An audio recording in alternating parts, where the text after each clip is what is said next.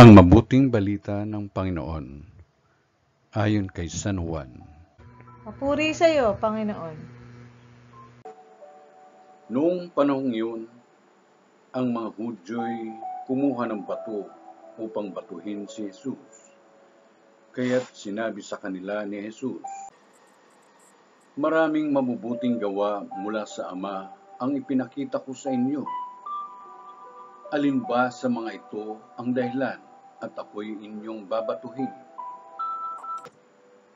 Sinagot siya ng mga Hudyo, "Hindi dahil sa mabuting gawa kaya ka namin babatuhin, kundi dahil sa paglapastangan mo sa Diyos.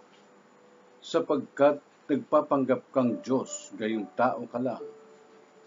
Tumugon si Jesus, "Hindi ba nasusulat sa inyong kautusan, sinabi ko, mga Diyos kayo?"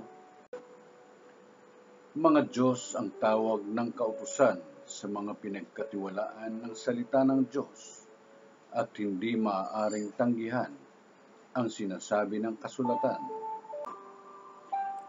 Ako'y hinirang at sinugo ng Ama. Paano ninyong masasabi ngayon na nilalapastangan ko ang Diyos sa sinabi kong ako ang anak ng Diyos?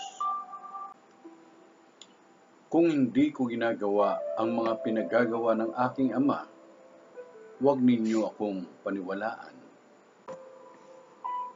Ngunit kung ginagawa ko yun, paniwalaan ninyo ang aking mga gawa, kung ayaw man ninyo akong paniwalaan.